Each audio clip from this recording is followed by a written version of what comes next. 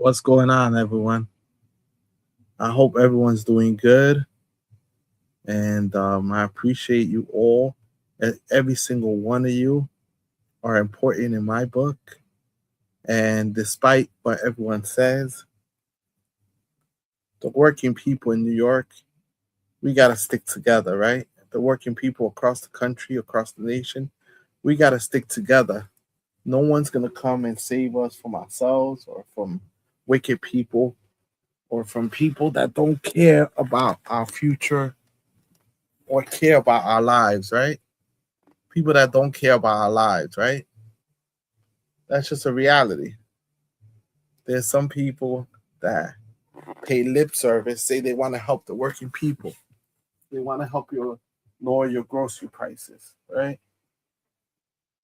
They want to lower your grocery prices. They want to help you as a human being, right? They want to help you, your family, and everyone else survive, right? And so a lot of people still believe in the American dream and they're still waiting for their turn. Their whole life, they're waiting for their turn, that the American dream is going to catch them and they're going to make it big and they won't have to struggle anymore. And let me tell you, we're living in a world of two economies, right? That's just a reality. How's everyone? My name is Celso Garcia, live from New York City. Make sure you hit subscribe. Make sure you hit subscribe. Make sure you hit the subscribe button. Uh,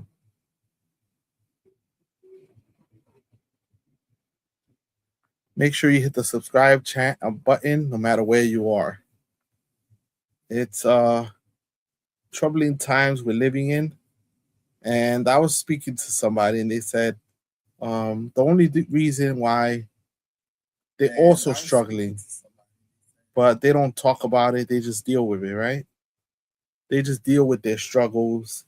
They deal it, they internalize it, they treat it as if the economic struggles that they have are their own internal problems and they just deal with it, right? And that's the main issue, that most people just deal with the problems as if it's not, it's something internal, it's something personal. The economy is something of them not putting in enough effort. And the main issue is that if you're not making it, it's because you don't want to make it, right? If you're not making it in the world, it's because you choose not to make it,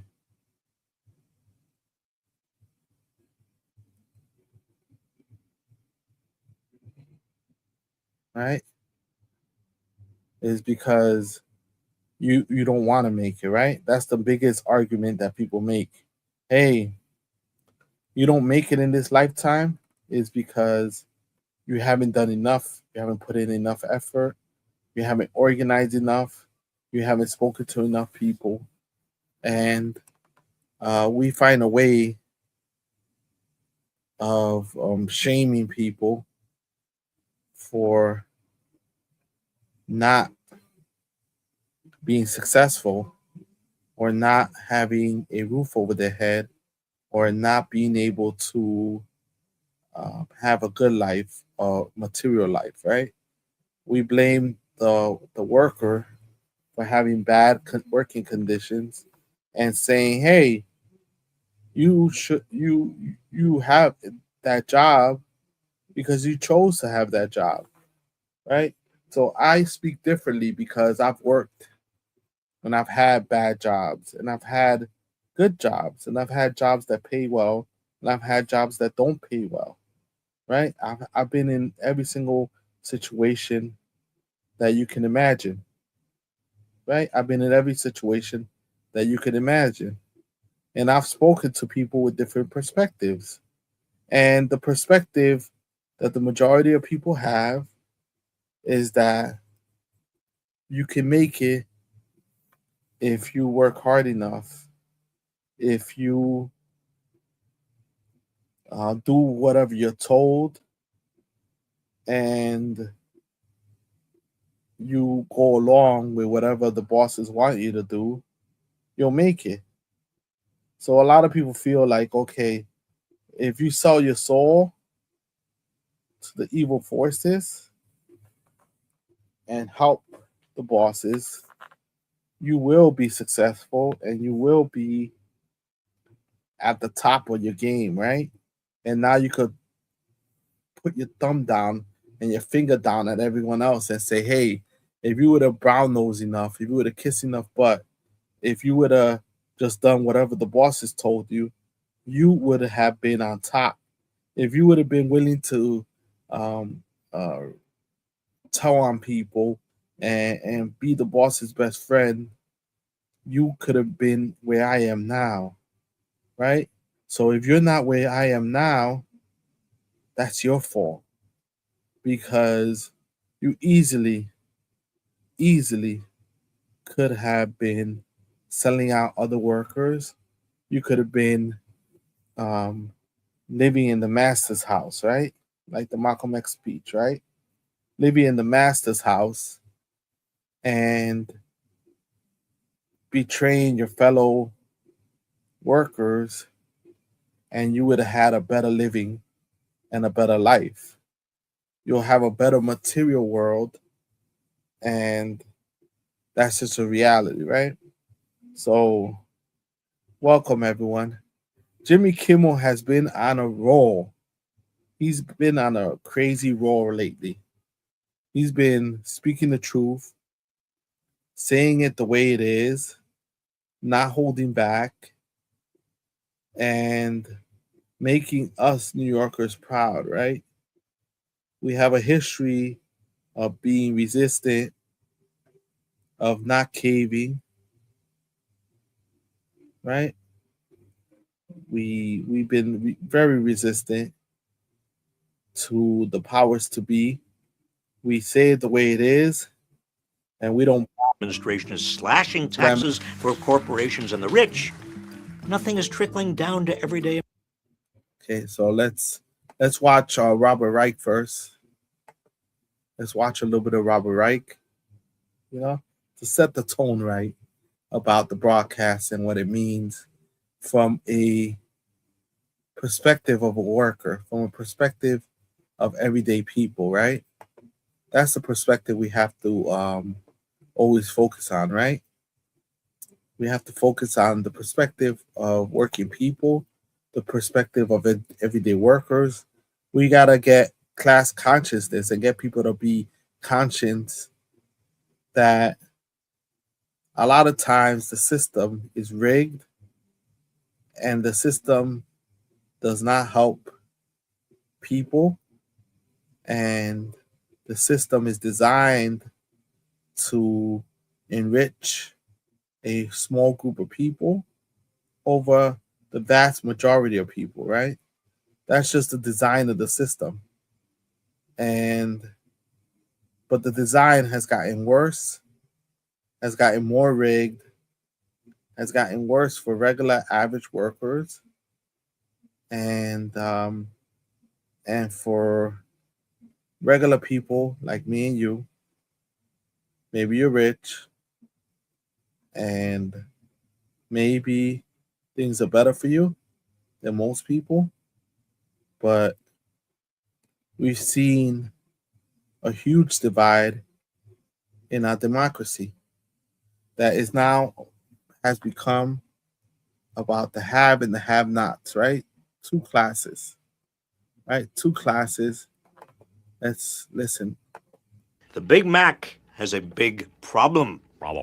According to the CEO of McDonald's, fast food chain saw a double-digit dip in visits from lower and middle-income customers in the first quarter of 2025. The reason? Customers can't afford it.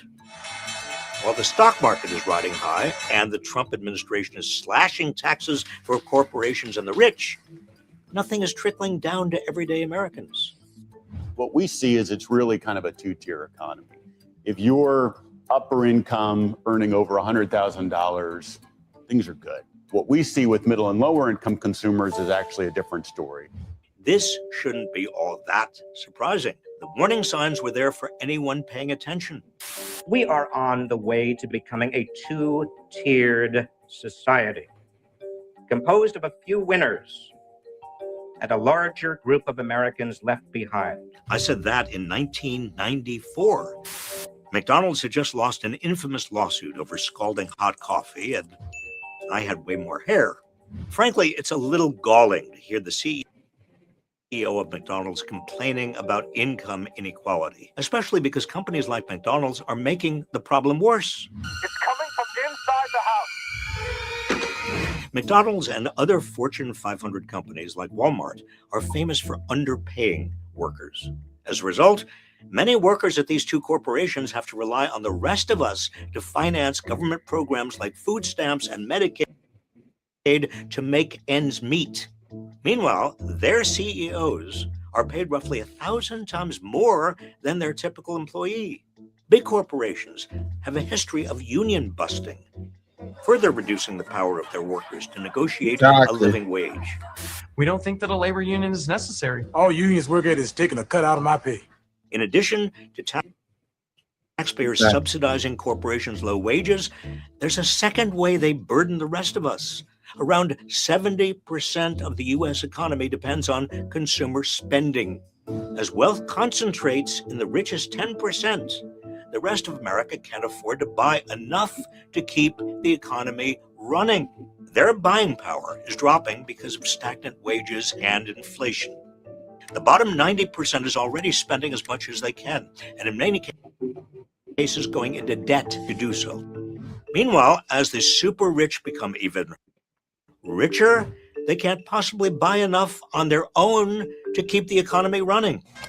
We saw this trend before, during the roaring 1920s, when American wealth was concentrated at the top, and so the concentration of wealth at the top, at the cost of all everyday working people, is something that's prevalent and something that has gotten worse. And so when people say, why can't I make it in this system? Why can't I show any type of improvement? This is the reason why, right? This is the reason why. Because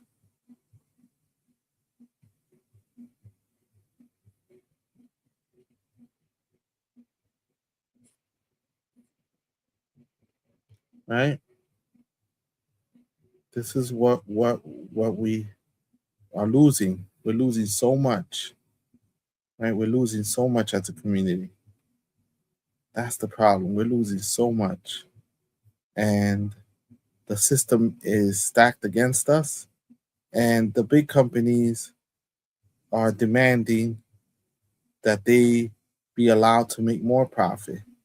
And what they do is that instead of investing in workers, they're investing in stock buybacks, spending more money on themselves. And then that increases the amount of money that the CEOs are paid. And then they're not paying taxes on their pay, because people like Elon Musk are paid in stocks. They're not even paid in cash. So what they do is they go around and take out very low interest loans where they don't count as money. And so then they use their stocks as collateral, right? So then in the end of the day, they don't pay taxes on that money. It's a classic CEO thing they do. Everyone else had to go into debt to maintain their standard of living. When that debt bubble burst, we got the Great Depression. The so-called two-tiered economy isn't just a moral failing. It's dangerous for all of us. So what can we do about it? The motion is adopted. End the trickle-down hoax once and for all. So that's just a reality. Tax cuts for the wealthy make the rest of us worse off, not better. Fight for unions. Raise the minimum wage. Bust up big monopolies with the power to keep prices high. Demand corporations share their profits with workers so that when corporations do better, their workers do too. Build an economy that works for everyone, not just those at the top. Because if we don't, we're all cooked. And that's a big issue, right? That's a big issue a lot of people don't want to talk about. They don't want us to talk about it. They want to keep it top secret, right? They want to keep it top secret and make it seem as if we're the ones that are wrong. We're the ones that should struggle, and we shouldn't be allowed to survive, or we shouldn't be allowed to live better, dignified lives. Most people are probably not even watching this podcast because they're busy working, and the working people don't have time to sit around watching podcasts. But the ones that do have a chance to watch it are probably going to be those that have more money and are wealthier and have more leisure time, right? The ones that have more leisure time. That's just a reality.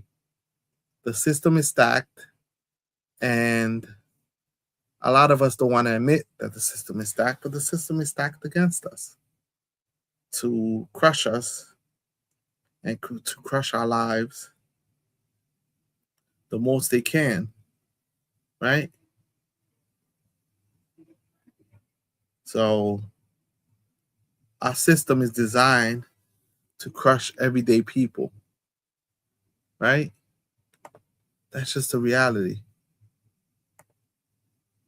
They want to crush the everyday people, and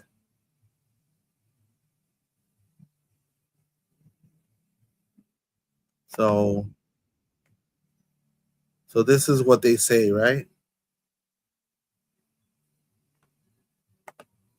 This is what he said before the election. Energy prices in half or more than that within 12 months of taking office.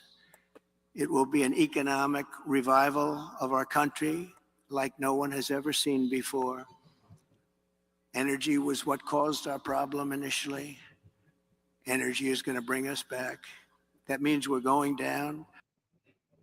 So that means that Donald Trump promised us lower energy prices. And getting gasoline below And $2 a gallon, bring down the price of everything from electricity rates to groceries, airfares, and housing costs. And he hasn't done it. My plan will cut energy prices in half or more than that within 12. He said give him 12 months. Within 12 months, energy prices will shoot down. Gasoline will be below $2 a gallon. Everyone will be working, and everyone will be living good lives. But guess what? He broke his whole promise. He broke his promise. He's not sticking to his promise of helping everyday people across the country. And his poll numbers are the lowest they've been for any president in the history of the United States. His poll numbers are so low, and he doesn't care either. Right? He doesn't care. Niagara Whisperer, hey, how you doing? Just starting up, so give me a few minutes. I'll let you up. All right, so he doesn't care. He doesn't seem to care. So when Jimmy Kimmel calls him out, we embrace it and we accept it because he's calling Trump out on his hypocrisy, on his inability to change, right? He refuses to change his whole 12 months of taking office. It will be an economic revival of our country like no one has ever seen before. Energy was what caused our problem initially. Energy is going to bring us back. That means we're going down and getting gasoline below $2 a gallon, bring down the price of everything from electricity rates to groceries, airfares, and housing costs. My plan will cut energy prices in half or more than that within 12 months of taking office. You hear that? I made, again, 5.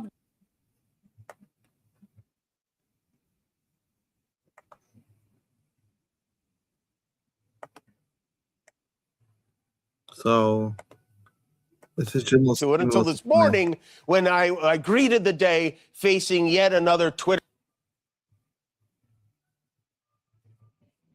So Jimmy Kimmel is just saying the truth. And most people say Twitter vomit storm. And a call to fire me from our First Lady, Melania Trump, saying I should be fired because of a joke I made, again, 5 nights ago. It was a pretend roast. I said, our First Lady Melania is here. Look at her, so beautiful. Mrs. Trump, you have a glow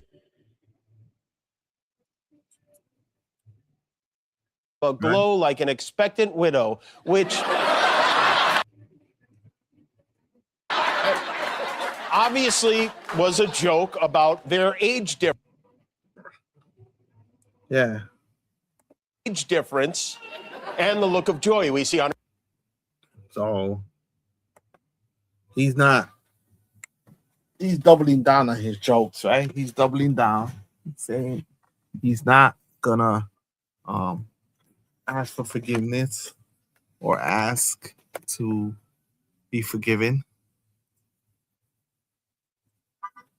He's not gonna ask for any type of forgiveness because he didn't do nothing wrong, right? He didn't do nothing wrong. He just spoke the truth. They have a large age difference. Melania and Donald Trump have a large age difference. And he just pointing out the truth. So now in this country, you can't speak the truth. You speak the truth, you face consequences for speaking the truth, right? Why is it so bad for somebody to say things the way they are, right? Why is it so bad to say things the way they are, right? It's not that hard. Stop playing games with people and listen to the truth. Why are the Democrats, why are not other politicians saying the things that Jimmy Kimmel are doing? Why would we have to count on a comedian to speak the truth? Her face every time they're together. It was a very light roast joke about the fact that he's almost 80 and she's younger. Yeah, she's way younger than him, and she never looks happy. She doesn't even want to hold his hand. She doesn't want to kiss him, and so they're public figures. They gotta be able to handle jokes, right? They should be able to handle jokes. If not, why are you a public figure? Than I am. It was not by any stretch of the definition a call to assassination, and they know that. I've been very vocal for many years speaking out against gun violence in particular, but I understand that the First Lady had a stressful experience over the weekend, and probably every weekend is pretty stressful in that house. And also, I to it until this morning when I greeted the day. So he's just saying what it is, right? He's not saying nothing crazy. He's not saying nothing that out of line. Have you seen George Carlin? Have you seen Richard Pryor? These are comedians that were 20, 30 years ago. Their comments were even more brutal. Facing yet another Twitter vomit storm. And a call to fire me from our First Lady, Melania Trump, saying I should be fired because of. Yeah, so they want him fired. And there's a poll that was released today that says that the majority of people agree with Jimmy Kimmel and believe that he shouldn't be fired and that he should not be fired at all.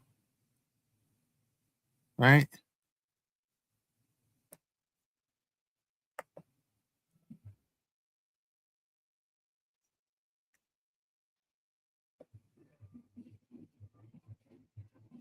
And then other people are having little fits, right?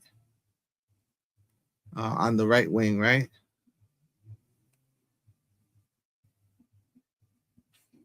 Other people are having fits, right?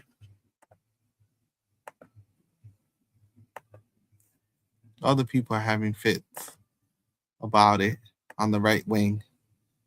Pundits are having fits about it.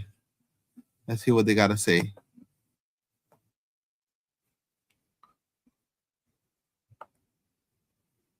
A widow, that she'd be happy about that. What about Hillary Clinton, who probably would be really happy to not have Bill Clinton in her life, but whatever. For me to, do you think that it'd be okay for me to say on this channel that Michelle Obama deserves to be a widow? What about Jill Biden? You know, her husband has a lot of health problems. Is it okay for me to say Jill Biden should be a widow, that she'd be happy about that? What about Hillary Clinton, who probably would be really happy to not have Bill Clinton in her life, but whatever. For me to like openly. But you are saying it. Should I say it?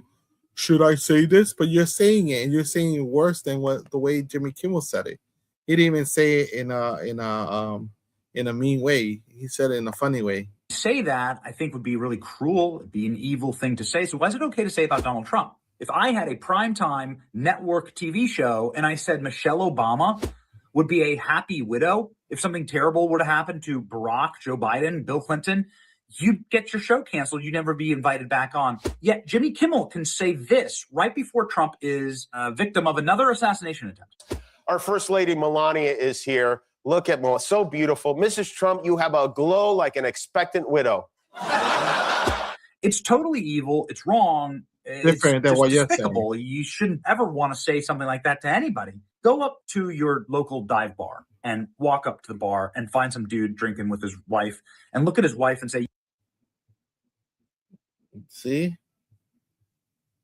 They could always contradict themselves. To them, it's okay. You'd be a really happy widow. You look like you'd be a really happy widow. You're going to get your ass kicked.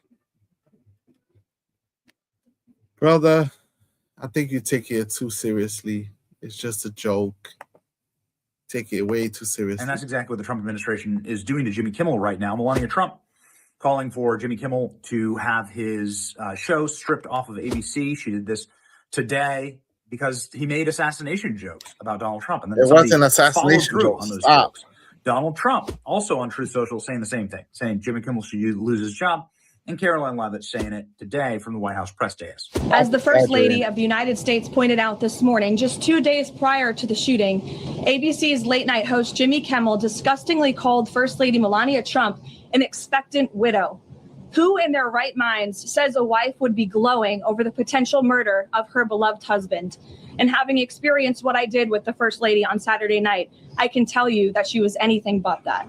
Disney stock is down today when the entire market is up. So I guess the question is, how long will Disney shareholders allow Jimmy Kimmel and his fetish with assassination jokes about Charlie Kirk, Donald Trump, like how long will he allow them to destroy shareholder value? That's the question. So he's saying, hey, shareholders, I'm speaking to you. Stop allowing this. Stop allowing this. This is not acceptable behavior.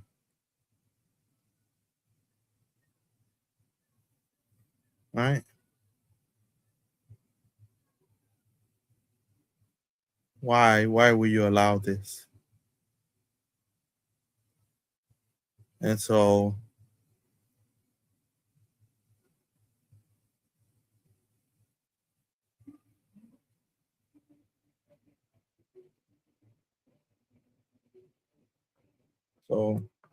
they want to cancel him, right?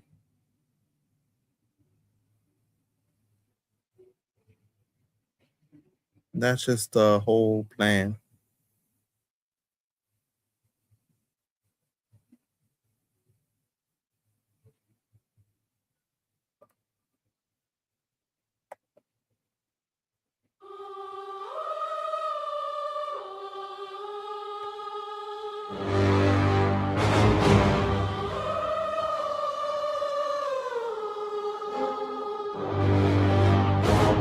One joke 72 hours, the highest office hunting for a jester's power.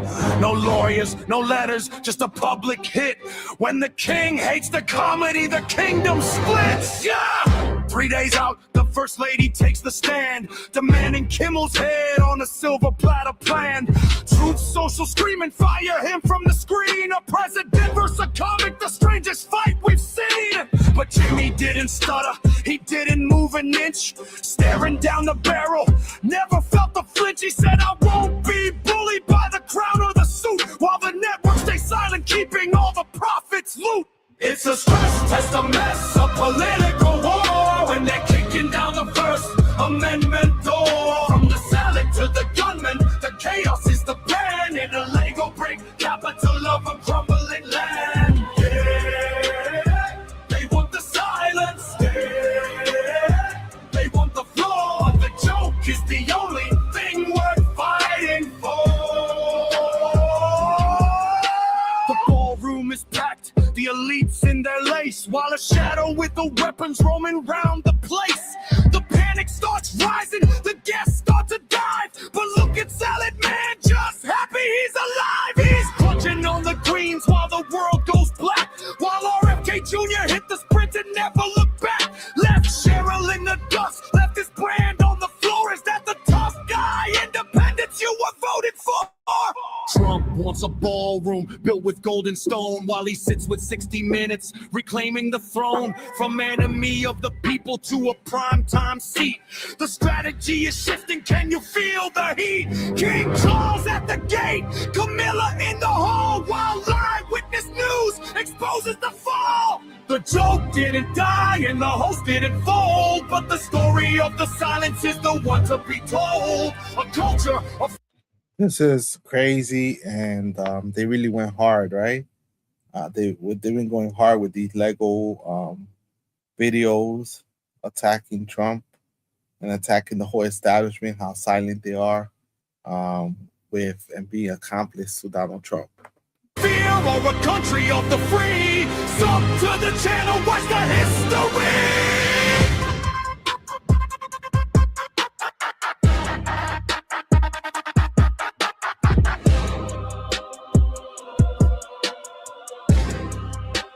Bizarre.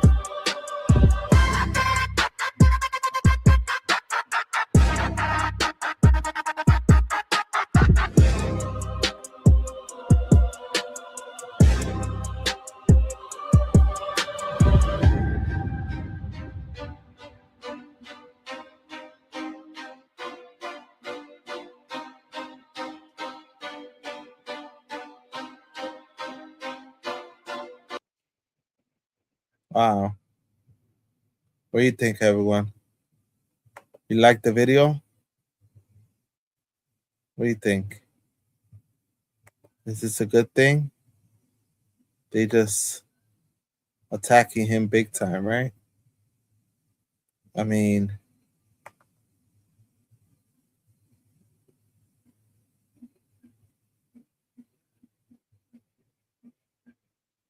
right? So, I mean, that's just a reality, right?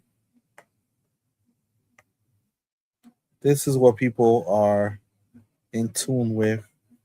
This is what people want. They want change in everything that's happening in our society, right? They want change. They don't want people that are complacent and just go along with whatever Donald Trump is doing, right?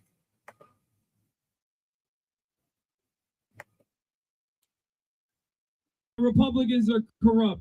We all know that they're monsters, they're racist, they traffic in hatred. But we are here to say,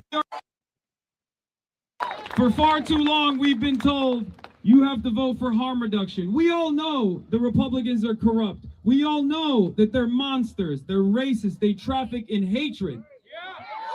But we are here to say, we are no longer going to vote for do-nothing Democrats either. We're voting for Democrats with a purpose. For far too long, we've been told you have to vote for harm reduction. We all know the Republicans are corrupt. We all know that they're monsters, they're racist. So this is exactly what Jimmy Kimmel's saying, right? So they're comparing Jimmy Kimmel to Hassan Piker of the left, Jimmy Kimmel to Hassan Piker, and I see similarities in their style, except one is just a comedian, the other one's a Twitch political commentator. So they both serve their purposes in their own way, and that's not a bad thing.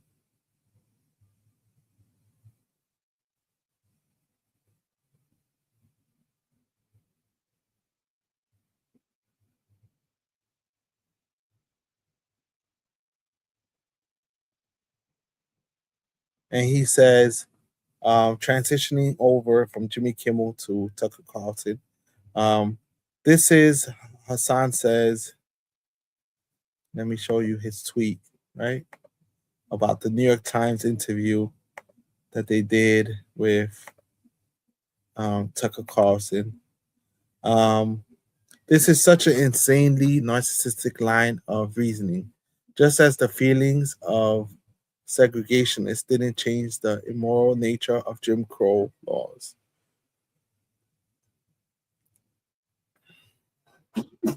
The feelings of those who defend Israel, Jewish or not, have no bearing on the most moral argument against genocide and apartheid.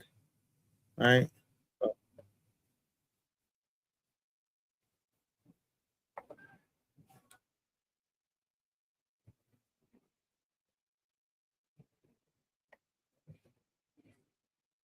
Repulsive. Ted Cruz is a sitting U.S. senator who has.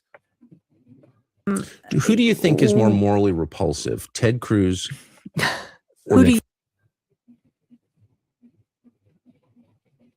Is that a trick question or what? Who do you think is more morally repulsive? Ted Cruz. Ted Cruz is a sitting U.S. senator who has called for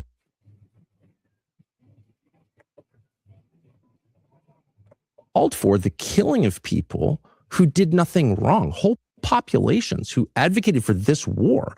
Nick Fuentes is like a kid. He's like 26 or 70. He has no power except his words. Here you have a public official who we pay, who has actual power, who's voting for things, who's making policy decisions. And those decisions would include, in fact, they are focused on the murder of people who did nothing wrong. And yet no one thinks it's a big deal. Well, this is totally fine. I mean, if there's tape of Nick Fuentes saying we should kill people because we hate their parents, or it's okay to kill children, I would love to see the tape. I don't know. Because that's disgusting. And that's basically the Yeah, but the thing is, he believed in the great replacement theory on white supremacy. That's what the entire U.S. Senate does every single day, and no one notices. Nick Fuentes said something naughty that I disagreed with. He made fun of things that I don't think I would never make fun of them. He's a white nationalist who's denied the Holocaust. And what I will say, okay, but is that worse than killing kids? From my understanding of my own, I was just in Germany recently, and it was such a good reminder that the Holocaust didn't start with the gassing of Jews. It started with the dehumanization of Jews. It was language that was used. And again, that is what it concerns people. I couldn't agree more. And that's why when you have a U.S. senator, a member of Congress, a U.S. ambassador waving away civilian deaths as if they don't matter, that's the language of genocide, which results, and this is the lesson of the Holocaust, in genocide itself. And it has. So the lesson for me, really, watching all of this, is that this can happen in civilized countries. In all human beings, there is the capacity to ignore the evil right in front of you. And my point is, it's happening right now. And my job, to the extent I have one, I don't really have a job, but I just want to remind people that we're all capable of that, including me, and that we're watching it right now. And if you think that Nick Fuentes is a greater threat to other human beings than Ted Cruz, I would love to know how. I can imagine people hearing this and thinking you are soft-pedaling Nick Fuentes. You are apologizing for Nick Fuentes. I'm hardly soft-pedaling Nick Fuentes. I'm trying to awaken people to killing of innocents in our midst, which we are not only encouraged to ignore, but really told to ignore on pain of being denounced. And I'm just saying, no, I'm not doing that.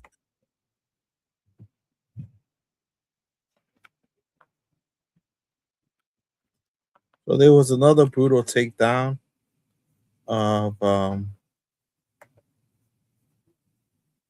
now I'm the first Indian person to suck at. This is you guys should not be reporting the lies and the gossip.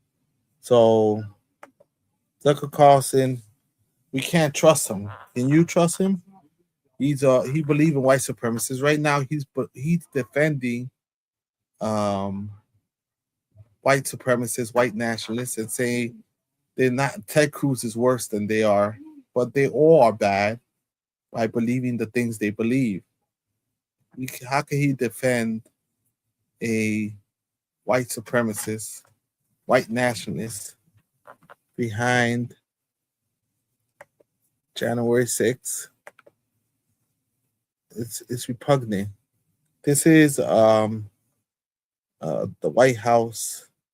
They're making fun of Kash Patel on Saturday Night Live. Let's watch this. They're going hard, right? So comedy's comedy. You should be I love a reporting comedy. on the historic nature of my appointment. I'm a trailblazer.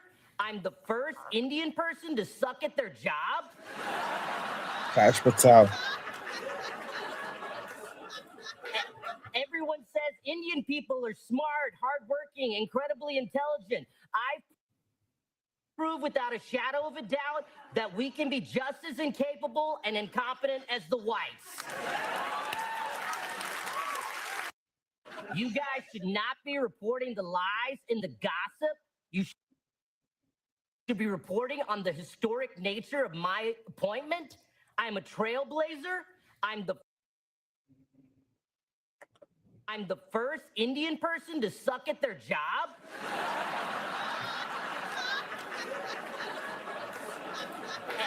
Everyone says Indian people are smart, hardworking, incredibly intelligent. I prove without a shadow of a doubt that we can be just as incapable and incompetent as the whites. Loving it, right? Loving it. Saturday Night Live going hard on Kash Patel.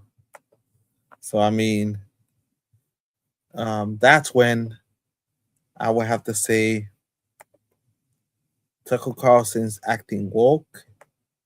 Acting is the key word. Acting woke. Right? And so I'll defer back to Hassan Piker again.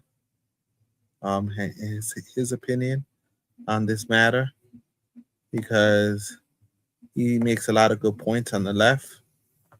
And so I will have to share this with you.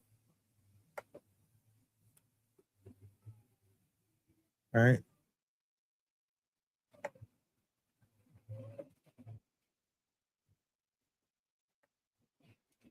Had any positive associations with Israel, because I understand that. Just like I understand where people are coming from with even white supremacist attitudes that they might have had, like the residual white supremacist blind spots that they have that end up rearing their head in their decision making, because America is in its foundation a white supremacist country. This is very frustrating for Republicans to hear. This is even frustrating for liberals to hear sometimes, but it's just the truth, right? And so my assessment always is, yeah, there's going to be some things that people say that are going to be objectively heinous, some implicit biases that they have. But I don't treat people that have those implicit biases as like permanent villains. I try to talk to them coming from a place of understanding and try to identify exactly how they arrived at that conclusion, and then change their mindset, and to hopefully help heal in that process, and to ensure that they don't fall into those same traps again. But can white supremacists change their point of views? White nationalists, like a person like Tucker Carlson, can he change? Can he could say the woke things, but deep down in his heart, he believes in a lot of things that are heinous and are bad for people like myself, minorities, Latinos, BIPOC people. We are negatively affected. And so, how can we forgive the people that claim that they want to be forgiven? Right? A big example. A big example is Marjorie Taylor Greene. Right? Should we forgive her? So, should we trust people like this, like Tucker Carlson, Marjorie Taylor Greene, that have white supremacist point of views, and all of a sudden they reform, they change themselves? Should we trust them? Should we trust them when they have so much hate in their heart? When they got so much hate in their heart? Files, because obviously Now all of a sudden they help elect Donald Trump. Bill Clinton is all in there. And now all of a sudden they When want we started things talking to about change. Right? They want things to change. releasing the Epstein files, I'm like, this is a no-brainer. President Trump will just roll them out on a big cart Right? himself. All of a sudden they want the Stacks and Epstein stacks files and stacks to be of the Epstein files, released. because obviously Bill Clinton is all in there, and Hillary Clinton. That's what I had been told all along, right? So now we should trust you and your word. Well, it was the most shocking thing when I sat in a conference meeting and I learned that the president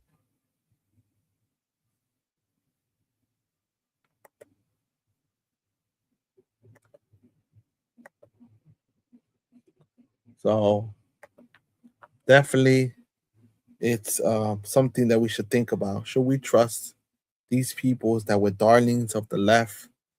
Sorry, darlings of the right. Should the left trust these people? People that push white supremacists, ideas. That's like bringing a former KKK member, a white supremacist to your home, right? And knowing that you have all these BIPOC people that live there, will you trust him? Or will you not give him a chance? president didn't want to release the Epstein files. I was like, what? Yeah, come to find out, he was very much against it. So we kept on trying and kept on talking about it. And then the president told Mike Johnson, no, do not bring that resolution to the floor for a vote. He told the Rules Committee, and Johnson told the Rules Committee, no, you will not mark up any bill in the Rules Committee that will allow the Epstein files to be released. And the resistance built and built and built. He told Pam Bondi, don't release the Epstein files. He told everybody, don't release the Epstein files. So we persisted because that's what we promised. That's what we campaigned on, transparency and accountability, especially to pedophiles. How is that complicated? So it got to be such a gigantic. It just there was so much resistance. Gigantic amount of resistance coming from the president and the speaker and everyone, the DOJ. I said, fine, I'll do the unthinkable. I'll go over there and I'll sign my name on a discharge petition that all the Democrats are signing their name on. Talk about crossing the aisle. Me, a general in the MAGA army, crossing over to sign my name with a bunch of Democrats. Yeah, I did. Because women were raped when they were 16 and 14 years old. And he was a convicted pedophile, and we knew there were many with him. So I signed my name on the discharge petition. Oh, did I get my name?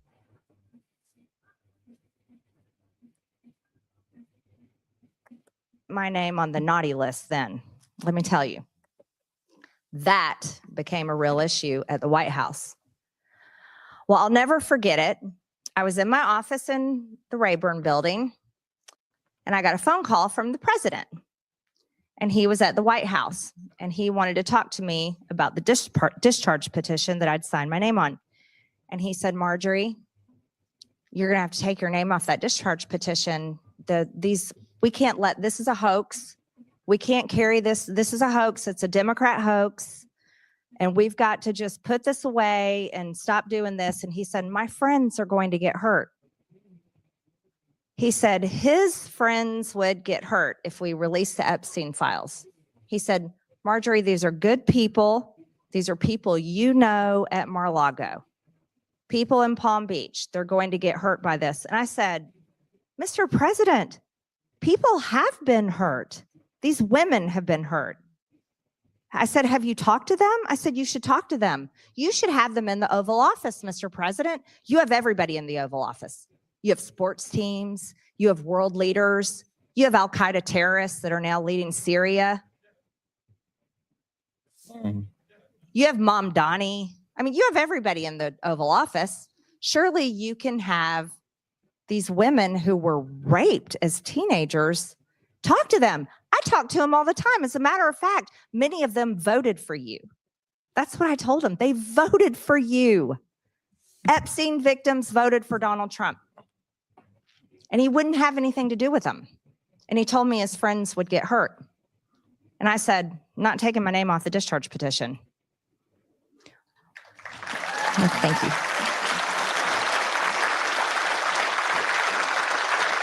Thank you. Can we trust her? Thank you. Thank you. Because this crosses party lines.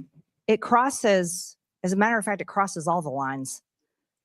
When it comes down to victimizing some of the most innocent people in America, these were young girls that were teenagers that desperately wanted to be models one day. They wanted to be seen as beautiful. They wanted to be rich. They wanted to be famous.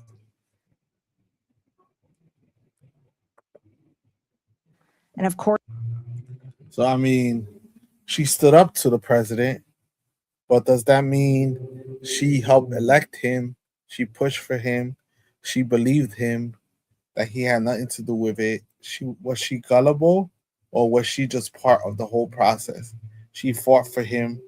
She was there fighting against Joe Biden, fighting against everyone, calling about the election was stolen, saying all types of crazy. Every teenager wants things like that, and they were victimized by Ghislaine Maxwell and others, and they were victimized by the richest, most powerful men, not only in our country, but in the world. And they were used by Jeffrey Epstein as sexual tools for his own satisfaction and his friends' satisfaction. To actually be asked by the President of the United States to back off and not help these women, that's when MAGA died. That's when the entire thing shattered for me. Some people say it was when Donald Trump refused to back her.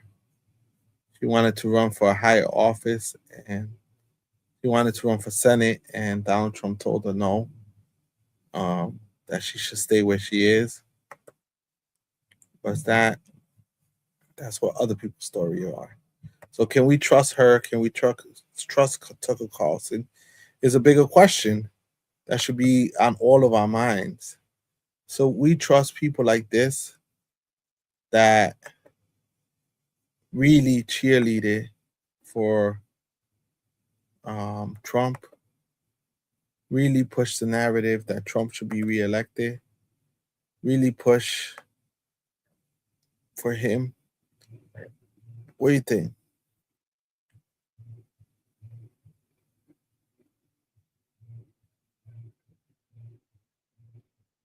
Right? So what do you think?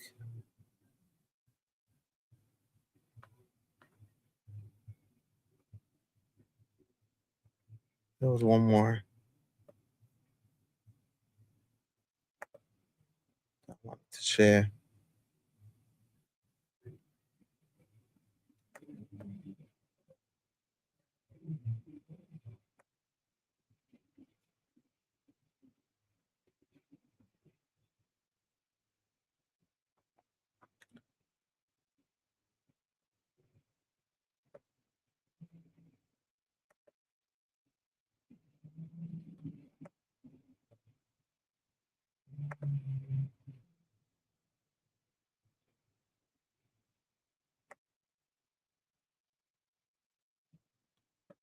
So today,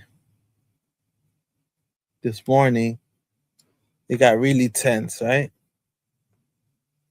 It got really tense um, in New York City because Sandy Nurse issued a statement about the fact that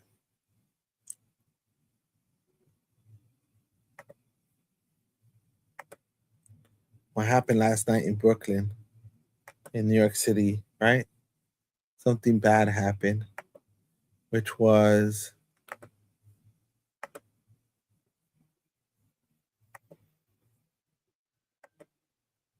let me show you what she said. Sandy Nurse is a city council person. And this is what she said. Last night, I went down to Wyckoff Hospital to observe our community responding to news that ICE was there. I was on site from 11 p.m. to 3 a.m. Here's what I saw. Word spread last fast that ICE had brought someone they detained to the ER to be treated for injuries related to their kidnapping. New Yorkers showed up immediately. We did not have any information about the person ICE had detained, although we tried many times to get information. After roughly 5 hours, the detainee was discharged. What I witnessed during the discharge appeared to be direct coordination between ICE and the NYPD, with officers cordoning off the ambulance bay to allow ICE to move the individual into their vehicles and leave. Many people were arrested before, during, and after this process. Thank you to New Yorkers who dropped everything and showed up to demand ICE out of our neighborhood. As ICE presence continues to increase in Bushwick and East New York, we are asking all New Yorkers to use this hotline for ICE sightings, 229-304-8720. You can text or call the number. Please stay informed and reach out if you need legal support. So there was pretty much more than 200 protesters out in the street in Brooklyn, in New York City, because people realize that these agencies are used as a cover to white supremacy, right? A lot of the January 6 people were hired by this agency. A lot of the just a lot of the people were hired, right? And so it's a sad world we live in.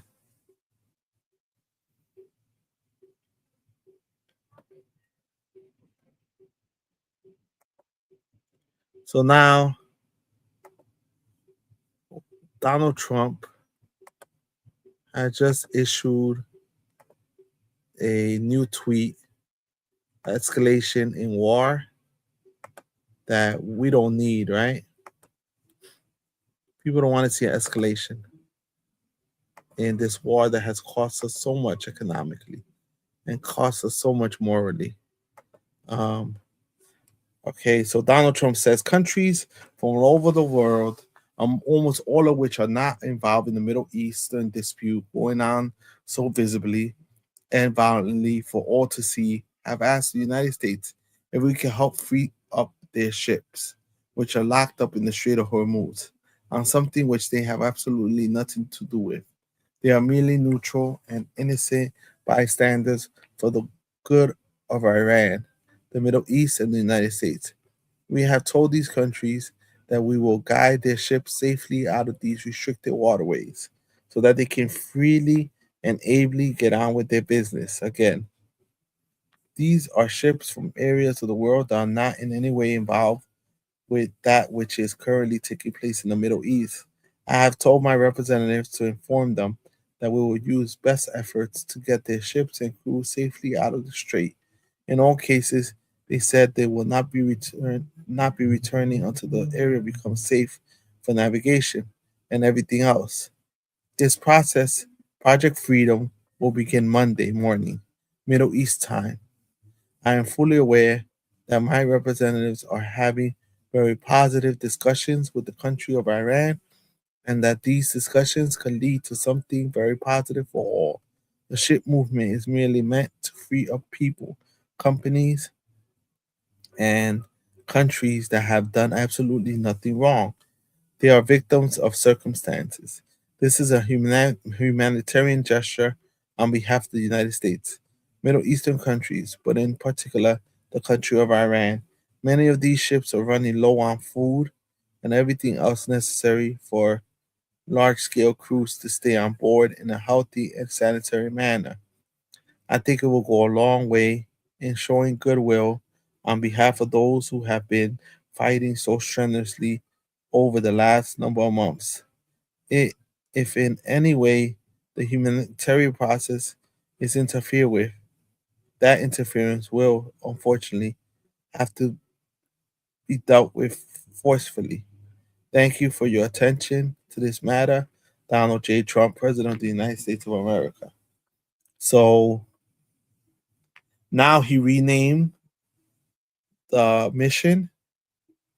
Now is Project Freedom. So now he's saying it's a new mission.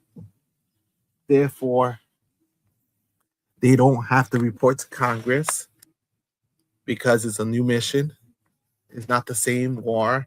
It's not the same process.